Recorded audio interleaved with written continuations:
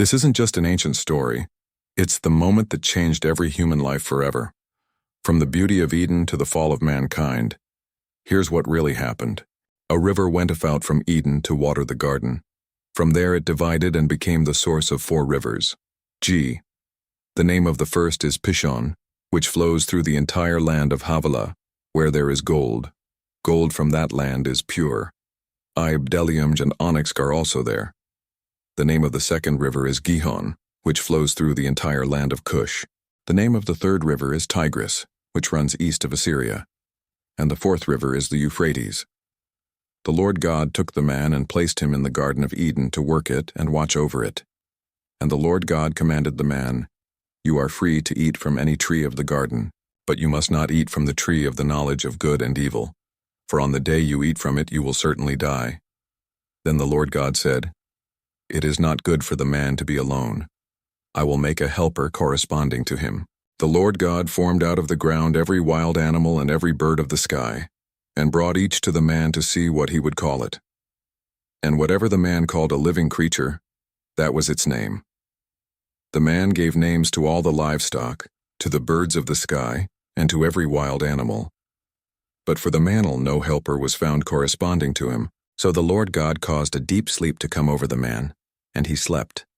God took one of his ribs and closed the flesh at that place. Then the Lord God made the rib he had taken from the man into a woman, and brought her to the man. And the man said, "This one, at last, is bone of my bone and flesh of my flesh.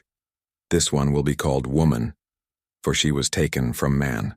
This is why a man leaves his father and mother and bonds with his wife, and they become one flesh. Both the man and his wife were naked, yet felt no shame. The temptation and the fall. Now the serpent was the most cunning of all the wild animals that the Lord God had made. He said to the woman, "Did God really say, 'You can't eat from any tree in the garden'?" The woman said to the serpent, "We may eat the fruit from the trees in the garden, but about the fruit of the tree in the middle of the garden, God said, 'You must not eat it or touch it, or you will die.'" "No, you will not die," the serpent said to the woman. "In fact, God knows that when you eat it, your eyes will be opened and you will be like God in knowing good and evil." The woman saw that the tree was good for food and delightful to look at, and that it was desirable for obtaining wisdom. So she took some of its fruit and ate it. She also gave some to her husband who was with her, and he ate it. Then the eyes of both of them were opened, and they knew they were naked. So they sewed fig leaves together and made coverings for themselves. Sin's consequences. Then the man and his wife heard the sound of the Lord God walking in the garden at the time of the evening breeze. And they hid from the Lord God among the trees of the garden. And he said, "I heard you in the garden, and I was afraid because I was naked, so I hid." Then he asked, "Who told you that you were naked? Did you eat from the tree that I commanded you not to eat from?" The man replied, "The woman you gave to be with me, she gave me some fruit from the tree, and I ate." So the Lord God asked the woman, "What is this you have done?" And the woman said, "The serpent deceived me, and I ate." So the Lord God said to the serpent, "Because you have done this, you are cursed more than any livestock and more than any wild animal. You will move on your belly and eat dust all the days of your life.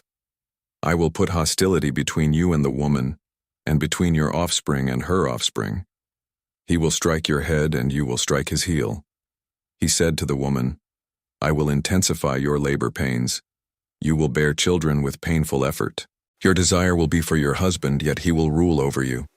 And he said to the man, "Because you listened to your wife and ate from the tree about which I commanded you, do not eat from it. The ground is cursed because of you.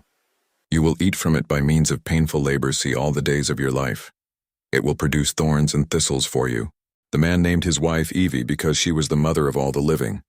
The Lord God made clothing from skins for the man and his wife, and he clothed them. The Lord God said, "Since the man has become like one of us, knowing good and evil, he must not reach out, take from the tree of life, eat and live forever." So the Lord God sent him away from the Garden of Eden to work the ground from which he was taken. He drove the man out and stationed the cherubim and the flaming, whirling sword east of the Garden of Eden to guard the way to the tree of life.